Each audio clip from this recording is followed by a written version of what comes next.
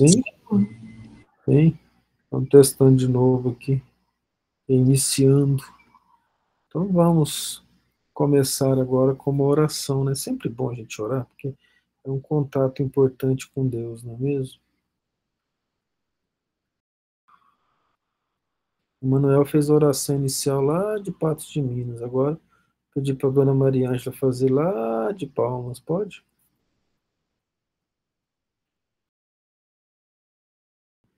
Posso, sim. Obrigado.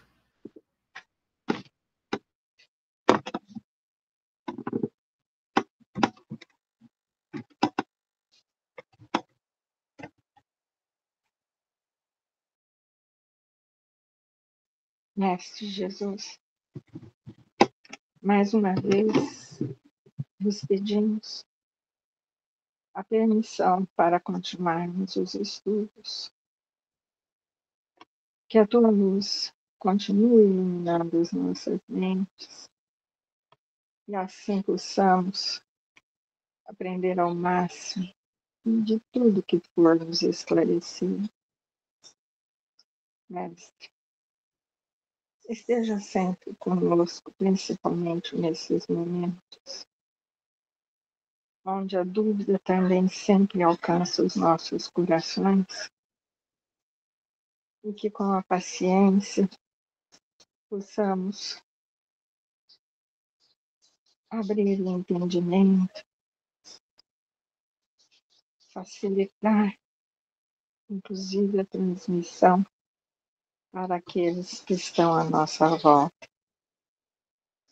E assim, com a prece que nos ensinaste, nós iniciaremos a segunda parte dos estudos desta noite. Pai nosso que estás em toda parte, santificado seja, Senhor, o teu nome. Venha a nós o teu reino de amor e de bondade. Seja feita a tua vontade, Pai, assim na terra, como em todos os mundos habitados. O pão do corpo e da alma dá-nos hoje, Senhor. Perdoa as nossas ofensas e ensina-nos a perdoarmos a quem nos tem ofendido, com esquecimento de todo o mal, pois teu é o reino, o poder, a luz e a verdade. Assim seja.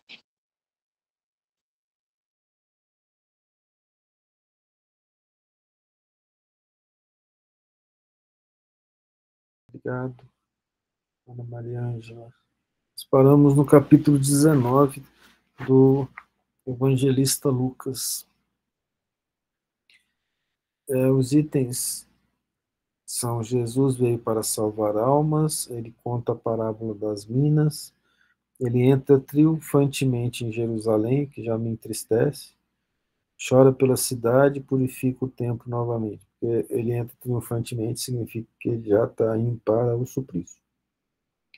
E tendo Jesus entrado em Jericó, ia passando. Jericó era a cidade financeira da época, era a cidade dos negócios. Por isso que é interessante, né, que na parábola do bom samaritano, Cristo fala, e Jesus descia um homem descia de Jerusalém para Jericó.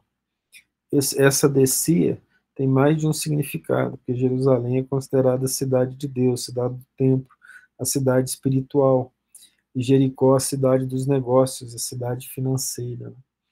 Então tem vários sentidos disso, que o indivíduo descia de Jerusalém para Jericó.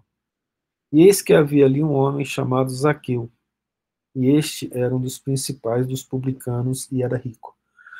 Publicanos, vocês devem lembrar, eram os cobradores de impostos daquela época. E eles eram ricos porque eles sofriam muitas perseguições, inclusive eles eram alvo do ódio daqueles que pagavam impostos, né?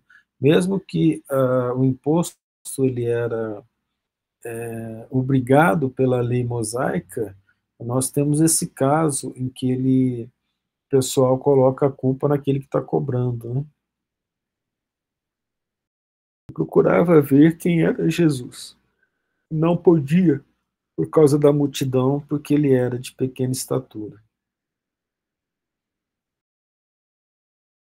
E correndo adiante, subiu a uma figueira brava para o ver, porque ele havia de passar por ali.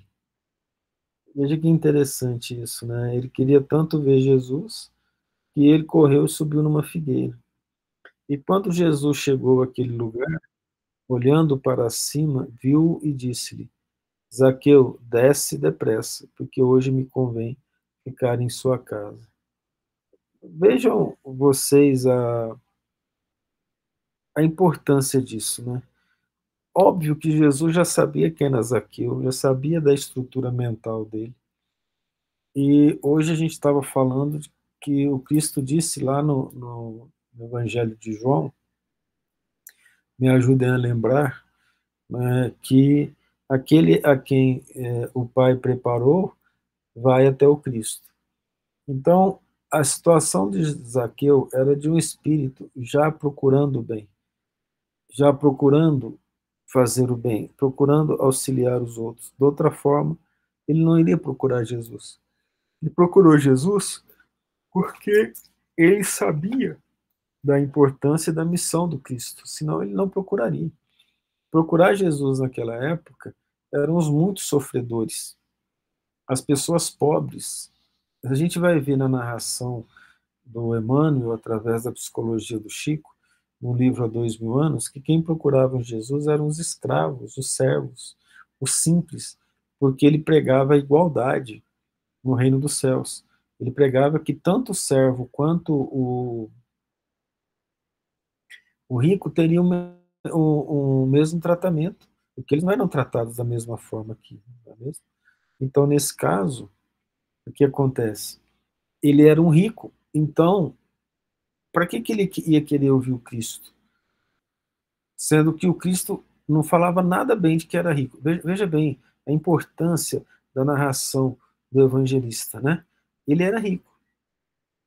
E aí, olha que coisa interessante. O que o Cristo falou numa das lições atrás? Inclusive, no capítulo 18. É mais fácil um camelo passar no buraco de uma agulha do que um rico entrar no reino dos céus. E Zaqueu queria encontrar Jesus. Então, Zaqueu já tinha um entendimento maior do que o Cristo falava. Você imagina, gente, se ele não tivesse esse entendimento maior, ele falou assim: por que eu vou procurar uma pessoa que falou que um rico não entra no reino dos céus? Eu vou procurar essa pessoa para ver? Vocês compreenderam que na narrativa simples e parece que ingênua, tem toda uma estrutura por trás, uma organização por trás, um raciocínio por trás disso, em que ele mostra a situação espiritual de Zaqueu. Zaqueu se esforçou para ver Jesus? Sim, ele correu na frente, sabia onde Jesus ia passar e queria tanto ver Jesus que subiu numa figueira. Ô, gente, vocês imaginam hoje um homem rico subindo numa figueira para ver outra pessoa? Como é que os homens ricos saem?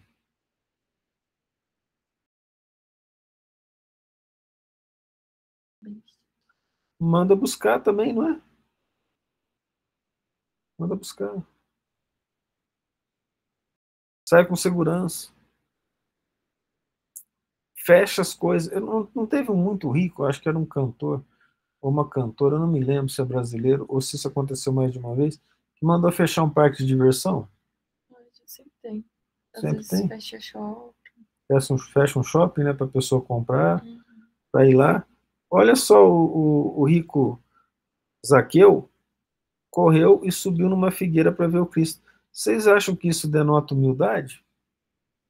Vocês acham que isso denota um conhecimento profundo da palavra do Cristo, já que o Cristo falava que os ricos não entrariam no reino do céu? É quase impossível.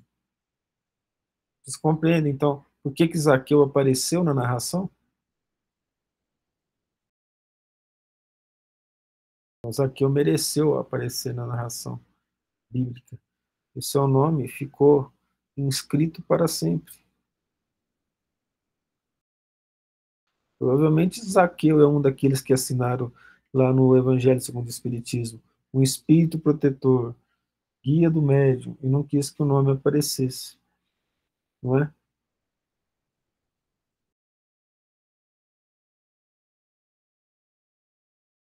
Quando eu falei algum rico subir numa figueira para ver um homem passar, ou procurar uma pessoa, vocês conseguiram imaginar alguém? Pior que não. Então, Ela falou tudo, pior que não.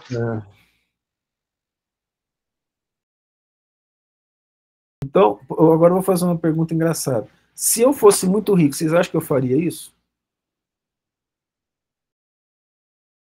Se a sua moral não mudasse. Por dois motivos, não. Primeiro, ele foi correndo. Eu não faço isso. Meu corpo não permite. E nem subir numa figueira. Não é ter jeito. Entendeu o motivo da pergunta, né? Se fosse uma figueira resistente. Agora, veja bem, ela colocou o problema da figueira aguentar meu peso. Sabe o que ela fez? Ela usou a piada de que quem quebra galho é macaco gordo. Então tá bom, obrigado. Mas foi pra gente se divertir um pouquinho mesmo. Essa questão da busca, gente, ela é profunda. Aqui quis mostrar que ele se esforçou para ver o Cristo.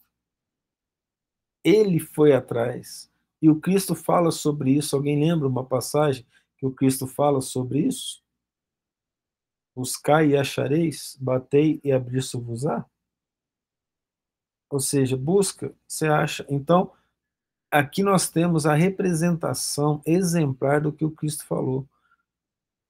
Buscai e achareis, batei e abrir-se-vos-á. Ou seja, toma a primeira ação. Não fique esperando o Cristo vir até você. Não fique esperando milagres para que você possa se aproximar de Cristo, do nosso Senhor e do nosso Pai Celestial. É necessário que nós tomemos a frente. Que nós façamos da nossa parte. Quando Jesus chegou àquele lugar, estou repetindo de propósito, olhando para cima, viu-o e disse-lhe, Zaqueu, será que alguém tinha falado o nome para Jesus? Desce depressa, porque hoje me convém ficar em tua casa. Mas Jesus se autoconvidou, porque me convém ficar em sua casa.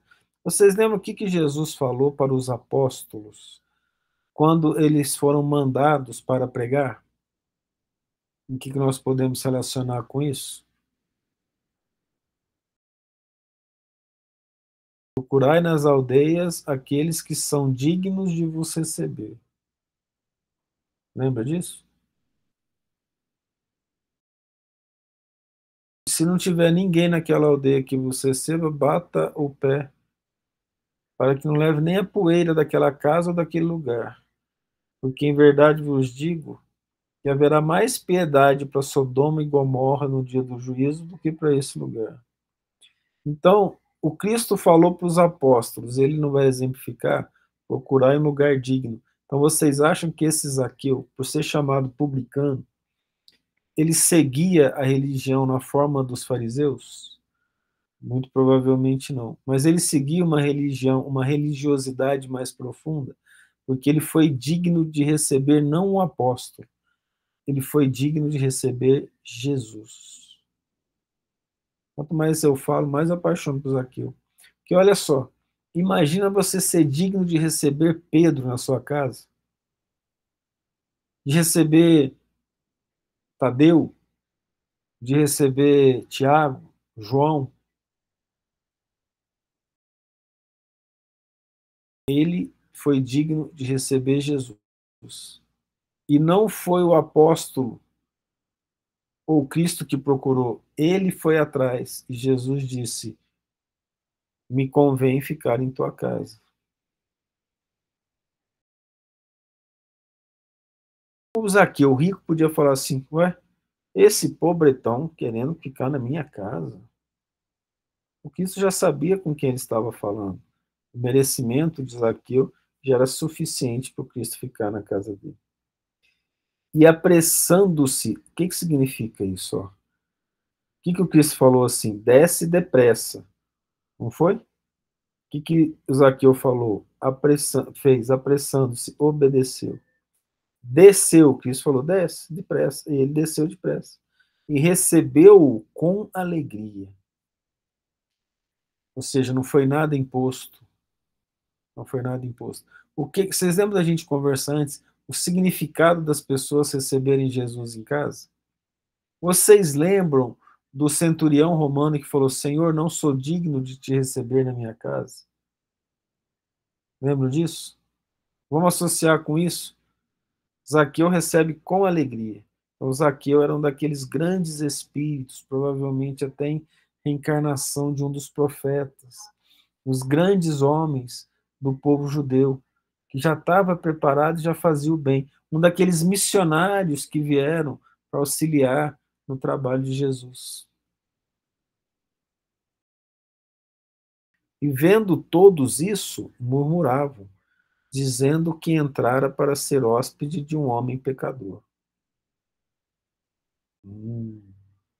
Quando a gente recebe o Cristo no coração, na nossa alma, que é a nossa casa íntima, a gente não costuma ver as pessoas murmurarem contra a gente? Quando a gente muda o nosso comportamento? Vai ter pelo menos dois tipos de pessoas. Aquela que vai reclamar porque você mudou o seu comportamento. Os amigos mais próximos, que provavelmente tinham comportamentos semelhantes, a maioria. E uns poucos vão falar: parabéns por você ter mudado de comportamento para melhor. Então, olha que coisa interessante essa questão. Receber o Cristo em casa. É a casa íntima. Assim que eu recebo o Cristo na minha casa, se eu recebo com alegria, ali as pessoas vão murmurar. Eu acredito que todos aqui, todos, tiveram a oportunidade de, em recebendo Cristo no coração em alguns momentos, numa que seja mudança de comportamento simples, murmuraram contra. As pessoas murmuraram contra. Ou ninguém tem lembrança disso. Por exemplo, você vai falar para os amigos: vou passar a ir para a igreja todo domingo à noite. Nunca murmuram? Vou passar a fazer um estudo aos domingos. Nunca murmuram? Coisa simples. Imagina a sua transformação. Olha, eu faço parte do grupo de cola da faculdade. Pessoal, não vou fazer mais parte do grupo de cola da faculdade. Por quê? Porque eu acho que não é justo. Eu acho que eu estou sendo desonesto. Se você tiver 9 no grupo de cola, além de você, você sabe que você vai perder 9 companheiros. Né? Amigos não eram, mas companheiros sim, né? Ou estou errado?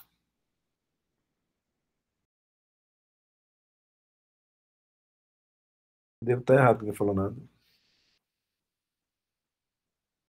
Tá certo. Muito obrigado, não sei quem falou. Você vê que o pessoal que saiu da faculdade há pouco tempo, ninguém se manifestou. Ainda continua sem se manifestar. Correto. Muito obrigado.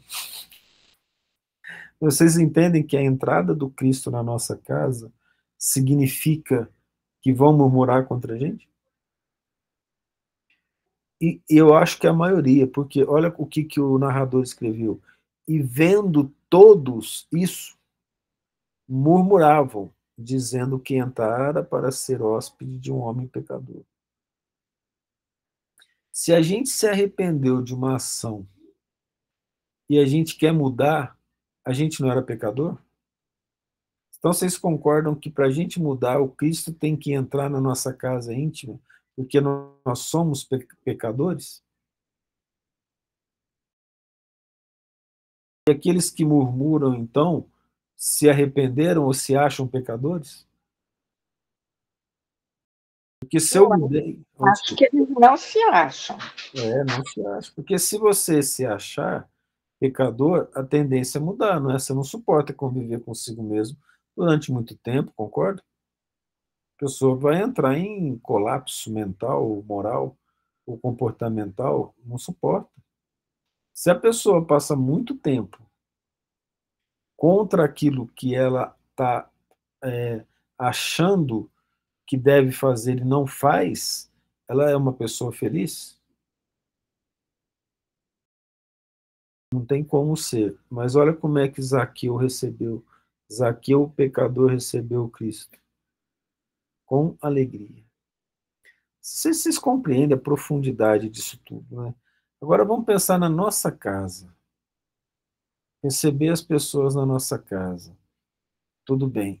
Receber Jesus na nossa casa é transformar a casa num ambiente de paz, de amor e de merecimento para que o Cristo habite. Então, o Cristo pode entrar em casa. Quando eu faço evangelho, quando eu tento fazer da minha casa um lugar melhor, quando nós trabalhamos para que na casa nossa o ambiente seja um ambiente amoroso, um ambiente sério, um ambiente de justiça, de honestidade, então o Cristo habita a nossa casa. Convém ao Cristo entrar na nossa casa. Nós devemos recebê-lo com alegria. Será que Zaqueu tinha do que se arrepender? Tinha, mas não do pecado que eles estavam falando. E levantando-se, Zaqueu disse ao Senhor. Gente, esse levantando-se é engraçado. A gente parte do, do pressuposto de que ele estava sentado, né? É assim? Mas e se eu partir do pressuposto de que todos murmuravam contra Zaqueu, Zaqueu, então, com todos murmurando contra ele, se sentiu para baixo. Mas Zaqueu, levantando-se, disse ao Senhor, ou seja, todos contra Zaqueu, mas ele estava perto do Cristo. O que acontece quem verdadeiramente quer trabalhar com Cristo? A impressão é que todos murmuram contra. Mas Zaqueu levantou-se e disse ao Senhor, Senhor, eis que eu dou aos pobres metade dos meus bens. Olha a situação. Ele chamou o Cristo de Senhor, um homem rico. Senhor. Qual a idade do Cristo nessa época, vocês sabem? Vou dar uma dica. Nós estamos lá no capítulo 19, 33. A chance de Zaqueu ser mais novo que Jesus. Baixo. Ele era mais velho. Aí, vamos prestar bem atenção. Zaqueu, se fosse prepotente, alguma coisa, né, falar assim, jovem, como Jesus foi chamado muitas vezes. Mas olha, Senhor, eis que eu dou aos pobres metade dos meus bens. O que nós aprendemos no Evangelho segundo o Espiritismo? Olhais a vizinhos do céu. Não é para você se tornar um mendigo voluntário e ser uma carga para a sociedade. Você precisa, com o seu dinheiro, gerar emprego, gerar divisas, proporcionar o bem às outras pessoas. Por isso que Deus te confiou um dinheiro. Concorda? Então, olha a inteligência de Zaqueu, sem ter lido o Evangelho segundo o Espiritismo. Dou metade dos meus, da metade aos pobres dos meus bens. E se em alguma coisa defraudei alguém, que eu não tinha certeza.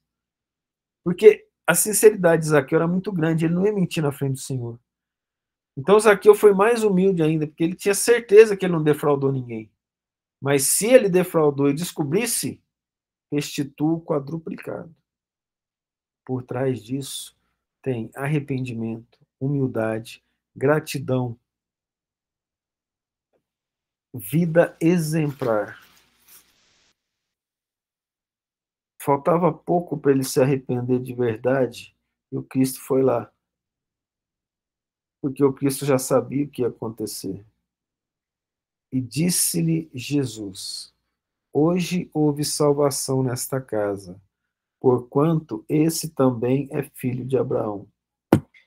Quem são os filhos de Abraão, vocês sabem? Filhos de Abraão são todos aqueles para qual Deus prometeu que a posteridade dominaria a terra, herdaria a terra. Mas filhos de Abraão, para nós espíritas, significa exilados do sistema capela.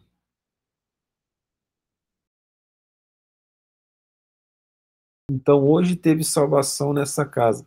Lembra que nós comentamos hoje, não é todo mundo que estava, né, na reunião de cedo, sobre a questão da salvação, que Jesus veio, que nesse momento o pessoal de Capela estaria no momento da salvação, nos últimos dias, que Jesus ressuscitaria todo aquele que o Pai lhe colocou nas mãos. Então, nesses últimos dias, eles estavam nos últimos dias. Então, Jesus anunciou que não só Zaqueu, mas a casa de Zaqueu seria salva. Eles então entrariam no reino de Deus e retornariam para o planeta da qual eles vieram.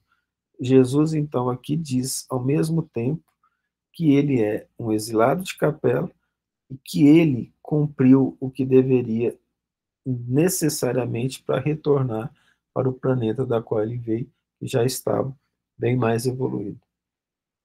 Entende? Ou seja, esse era um homem jamais que regenerado, porque eram pessoas com condições intelectuais de um mundo de regeneração habitando um mundo primitivo. Compreende? E aí o sofrimento é maior, a sensibilidade é maior, as perdas são muito grandes. Superando isso, ao invés de se revoltar, ele mostrou humildade, gratidão e trabalho perseverante no bem. Graças devemos dar à santa doutrina espírita por permitir que a gente tenha condições de aprender essas nuances que tanto falam ao nosso coração e a moral, né? Porque o Filho do Homem veio buscar e salvar o que se havia perdido. Olha que interessante. Quem que se havia perdido? Os exilados de Capela. E aqui ele fala, assim como lá no livro, A Caminho da Luz, o Emmanuel fala, ele recebeu esses degregados, tristes, que iriam ficar longe do planeta deles, das almas queridas, a saudade seria muito grande. Eles vieram, e o Cristo prometeu, eu voltarei para buscá-los. E aqui nós temos a santa doutrina espírita, pela santa mediunidade do Chico, o Cristo mostrando que ele veio salvar o que havia se perdido. O que significa isso, gente? Que há perdão no reino dos céus.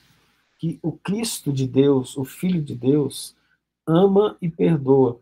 Não pode existir inferno. Como que o Deus amoroso poderia fazer seus filhos para sofrerem eternamente? Se o Cristo veio salvar o que havia perdido, só quando ele estava na Terra, então por que nós não nascemos naquela época? No meu caso, eu sei, tá? Vocês pensem.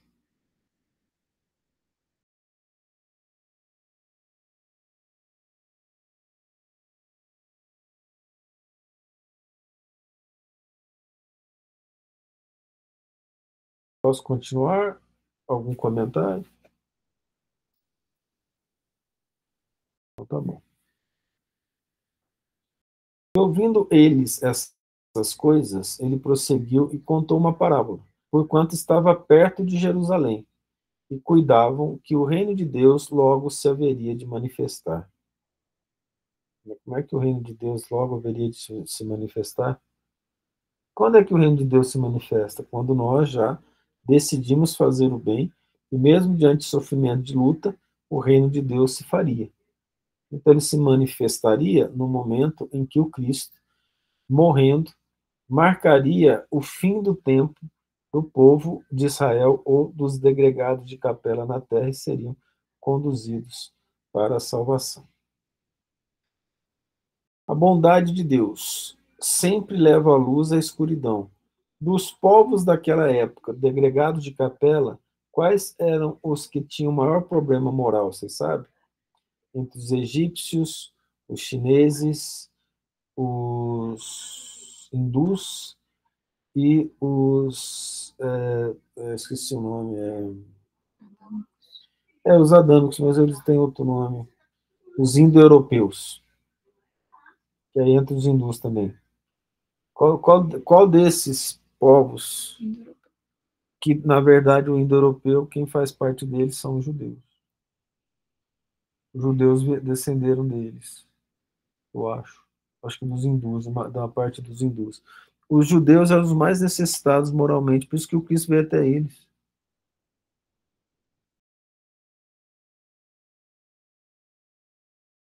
Porque eram mais necessitados de luz. Nós falamos, não sei se vocês lembram, que quando o Chico estava em Uberaba, era a cidade com maior quantidade de espíritos maus e das trevas, lá na região de Uberaba.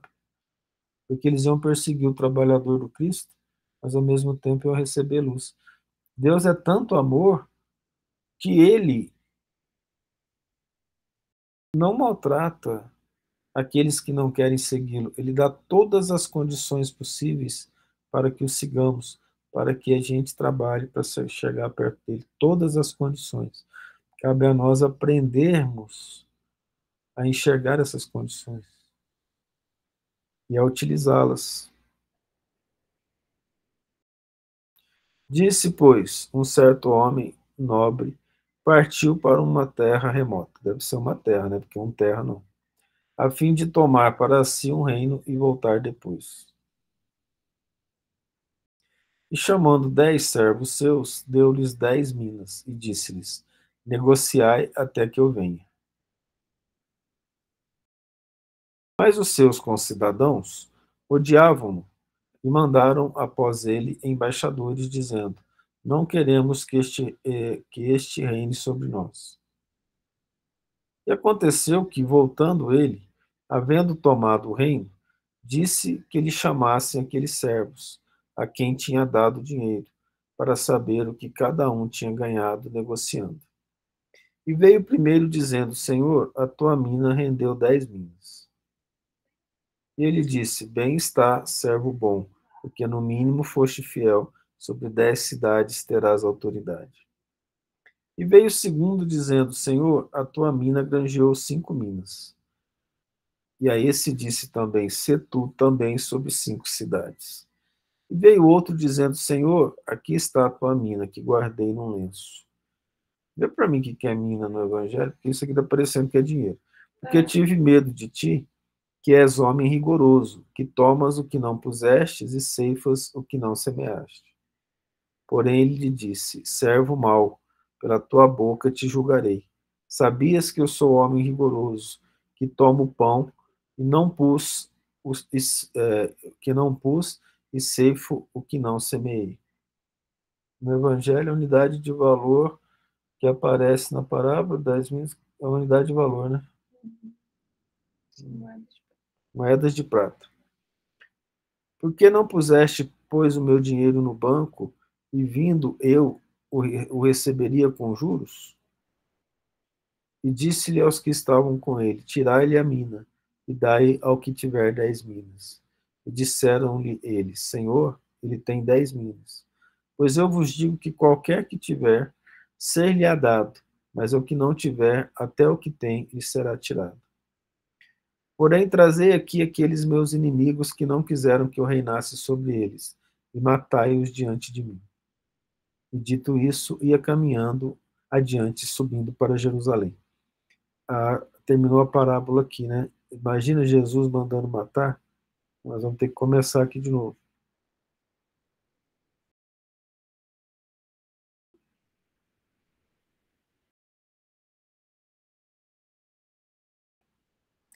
Essa parábola ela é complexa. É a parábola dos talentos, que está no Evangelho segundo o Espiritismo. Nessa parábola dos talentos, o Allan Kardec explica essa situação e entra em detalhes na explicação do significado de aquele que tem lhe será dado e aquele que não tem, até o que tem lhe será retirado. Então, essa ideia não é a ideia que nós devemos pegar, porque como é que você vai tirar daquele que não tem nada? O significado é outro. Então, vamos pegar aqui a parábola dos talentos com a explicação do Allan Kardec, que ele vai contar as parábolas, né, dos talentos, e depois ele vem explicar sobre essa parábola no Evangelho segundo o Espiritismo. Next. Para ver se tem explicação. Tá vendo? Aí essa é a do moço da 15. Ah, tá. Ela está procurando ainda. Mas vamos começar aqui o seguinte, a Maria está procurando, a gente volta para essa parábola. Um certo homem nobre partiu para uma terra remota, a fim de tomar para si um reino e voltar depois. Ora, o Cristo veio do reino dos céus para um reino que não era dos céus. Ou alguém acha que a terra é reino dos céus? Então tá bom, vou considerar que ninguém está achando, né? Mas depois ele voltaria. Aqui ele mostra nesse versículo essa ideia de que ele veio para a terra, como ele falou que ele foi enviado pelo Pai. E ele desceu dos céus. Quem fala isso é João, lá na narração de João. Né? E chamando 10 servos seus, deu-lhes 10 minas, e disse-lhe, negociai até que eu venha. Talvez haja um erro, porque ele só toma conta de 3 servos. Concorda? Ele só vai falar de 3 servos, né? É porque ele vai falar do que tem 10 minas, o que gerou 10 minas, que gerou 5 e que ficou com uma. Ele não fala dos 10, mas tá bom.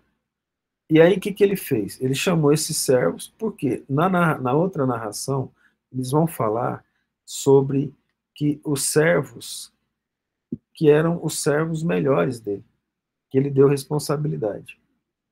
Aí, aqui a narração de Lucas é um pouco mais complicada e coloca mais detalhes, mais variáveis. Mas os seus concidadãos odiavam-no. Aí nós já podemos falar que ele estava na terra. E mandaram após ele embaixadores dizendo, não queremos que este reine sobre nós. Aqui, se nós pararmos para fazer uma explicação sobre isso aqui, nós vamos ficar um tempão explicando assim, quem são essas pessoas? Quem é que vocês acham? Está parecendo que eu estou dando aula, né?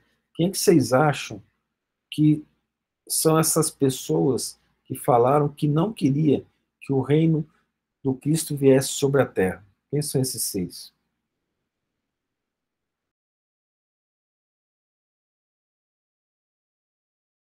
Poxa, ninguém vai falar nada? Se eu posso, se eu tivesse na igreja... pode falar. Aqueles que tinham domínio sobre a terra, os maus. Exato. E se você tivesse na igreja evangélica, você ia falar quem? Qual nome você ia falar? Satanás. É o inimigo. Para nós espíritas, que nós aprendemos nos livros do Chico, como é que chama esse grupo de espíritos que não queriam que o Cristo viesse? Os obsessores? Eles têm um nome chamado dragões. Eles se autodenominam dragões, que é um conjunto de obsessores altamente organizados que tem os seus representantes encarnados em quase todas as instituições do globo terrestre. Vamos lembrar o que aconteceu nessa narração mesmo, que o Cristo foi levado ao deserto e tentado pelo demônio.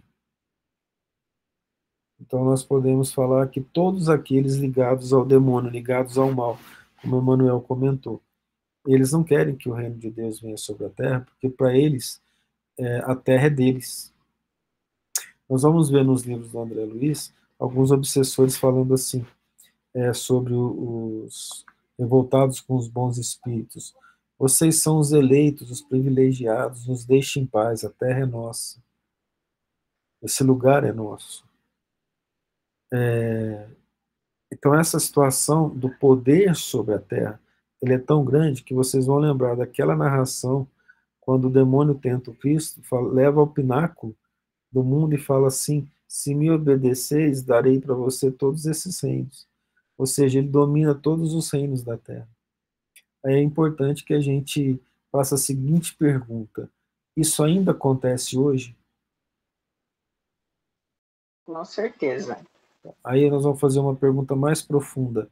E nós pertencemos a que reino? Não é o que eu quero, é o que eu faço por merecer. Porque toda vez que nós tivermos uma instituição religiosa, seja o nosso grupo de estudo, seja uma igreja ou um templo qualquer, nós queremos fazer parte do reino de Deus. Queremos estar com Cristo. Sim, isso é o que nós falamos e que nós já percebemos intelectualmente. E que o nosso coração sente. Mas aí o que falta, segundo os Espíritos? A boa vontade de fazer o bem. A boa vontade de trabalhar incessantemente pelo bem. Tendo Cristo como exemplo, o Cristo mostrou o tempo todo o que aqui na Terra? Humildade, gratidão, sacrifício, oração, e em nome desse reino, que deve chegar a todos nós, o que ele fez? Se deixou crucificar. Por que a gente fala se deixou crucificar? Porque nós vamos lembrar também na narração de Lucas, que ele foi até Nazaré, lá ele falou na sinagoga, e os nazarenos falaram, mas ele disse que ele é filho de Deus, ele não é filho de José, nós não conhecemos seus irmãos e suas irmãs, e o arrebataram e levaram para jogar de um precipício. E no momento que eles iam fazer isso, todos pararam, o Cristo desceu da mão deles e caminhou entre eles, e Lucas escreve, porque não era sua hora. Então, ele tinha poder sobre todos. Então ele se deixou crucificar. Compreende a questão? Então cabe a nós agora fazer essa pergunta. Qual reino que eu faço parte? Não pelo que eu quero, mas pelo que eu faço. E aí, sem sermos por demais vaidosos, por demais prepotentes, entendermos se estamos fazendo realmente aquilo que a nossa consciência manda, se estamos ligados aos bons espíritos, se estamos verdadeiramente trabalhando pela nossa redenção. Não falamos isso em termos de acusação, pelo contrário, porque falamos para nós mesmos, porque é algo que nós fazemos o tempo todo. Questionamos se o nosso trabalho, se a nossa palavra, se o nosso jeito de agir, se o nosso modo de ser está de acordo com o que o Cristo ensinou. E acreditem, se aqueles que não conhecem o Cristo murmuram contra nós, é uma bênção.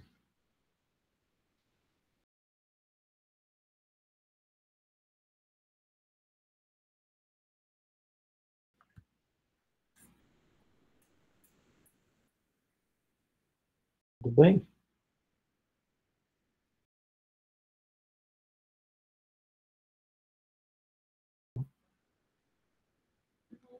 Não sobre isso aqui, mas esse aqui.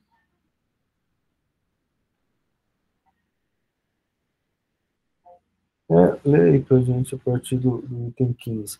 Vou parar de compartilhar aqui, eu vou marcar, se vocês permitem, aqui no 14 para a gente retornar, e a Maria vai ler o trecho do Evangelho sobre dá-se ao que tem e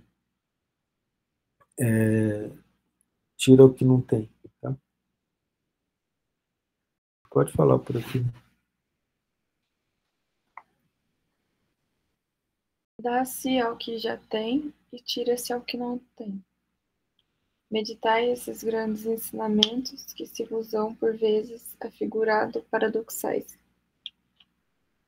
Aquele que recebeu é o que possui o sentido da palavra divina. Recebeu unicamente porque tentou tornar-se digno dela e porque o Senhor, em seu amor misericordioso, anima os esforços que tendem para o bem. Aturados, perseverantes, esses esforços atraem as graças do Senhor. São um imã que chama a si o que é progressivamente melhor. As graças copiosas que vos fazem fortes para galgar a montanha santa, em cujo cume está o repouso após o labor.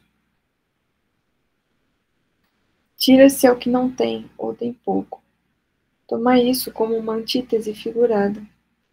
Deus não retira das suas criaturas o bem que se há dignado de fazer-lhes. Homens cegos e surdos, abri as vossas inteligências e os vossos corações. Vede pelo vosso espírito, ouvi pela vossa alma, e não interpreteis de modo tão grosseiramente injusto as palavras daquele que fez resplandecer aos vossos olhos a justiça do Senhor. Não é Deus quem retira daquele que pouco recebera. É o próprio Espírito que, por pródigo e descuidado, não sabe conservar o que tem e aumentar, fecundando o óbolo que lhe caiu no coração. Aquele que não cultiva o campo, que o trabalho de seu pai lhe granjeou, que lhe coube em herança, o vê cobrir-se de ervas parasitas.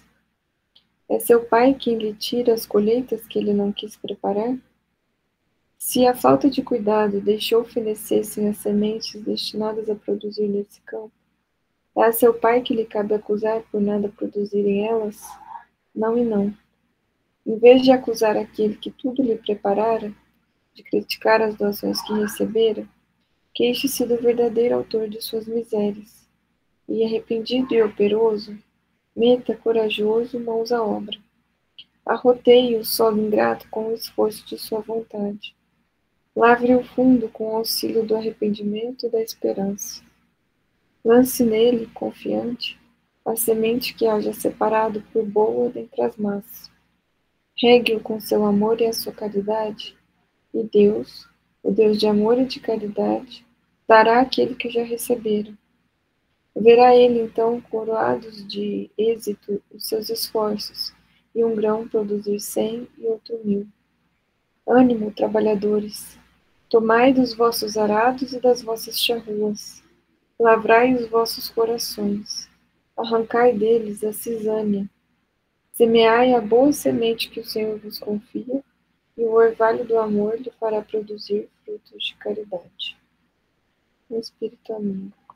Não foi Kardec, foi um espírito amigo. Então vocês percebam que essa questão do dar ao servo é a gente optando por trabalhar para o Cristo, nós estamos optando por receber dádivas, e as dádivas, segundo esse espírito amigo, se referem às forças que recebemos para galgar o cume da montanha, que é encontrar o reino de Deus, que está no lugar mais alto. E esse local é considerado, na cultura terrena, como um lugar de felicidade, o mais alto, o cume, aonde nós nos esforçamos e devemos nos esforçar para chegar. Basta lembrar da mitologia grega, que o céu deles era o Monte Olimpo, o monte mais alto da Grécia. Associando, de certa forma, que nós trazemos conosco as sementes do bem, do amor, escritos na nossa consciência, se dermos ouvidos aos bons espíritos e treinarmos para não obliterar a nossa consciência com o nosso egoísmo, nós nos aproximaremos cada vez mais de nosso Senhor Jesus Cristo.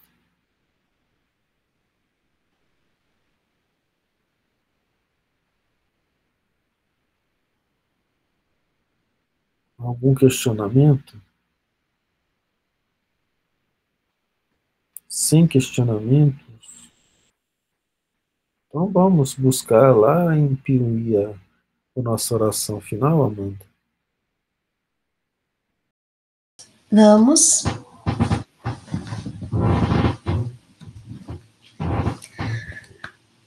Elevemos nesse momento nosso pensamento e nosso coração a nosso Senhor Jesus Cristo. Meu querido Mestre Jesus, agradecemos mais um dia estarmos reunidos aqui para lembrar de todos os seus bons ensinamentos, das suas palavras e de todas as pessoas que foram auxiliadas, direto ou indiretamente, por todo o seu amor. Pedimos que nesse ano de 2025 possamos ser pessoas mais pacientes, mais amorosas, mais misericordiosas. Peçamos que possamos ajudar o máximo de pessoas possíveis com o nosso trabalho, com o nosso carisma, com tudo de bom que o Senhor nos proporciona para nós. Pedimos que esse possa ser um ano de muita paz, muita luz, muita gratificação no âmbito pessoal e profissional para todos nós. Pensamos que esse ano nós possamos estar reunidos com as nossas famílias, com os nossos amigos. Pensamos que aquelas pessoas que por qualquer motivo estão afastadas de nós possam nos reencontrar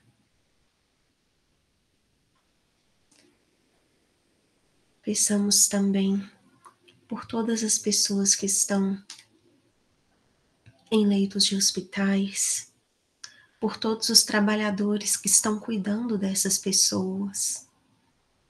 Ilumine a mão de cada um deles e os corações de cada um, para que possam curá-los e devolver as suas vidas. Que assim seja.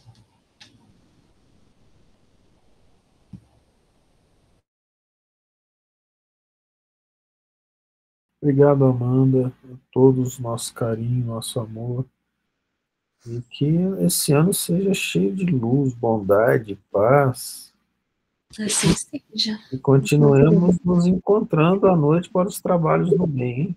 Sim. Ana Paula, bom de Mesquita, querida. Não falei boa noite para você. Mandam para sua mãe aí também. Oi, boa noite.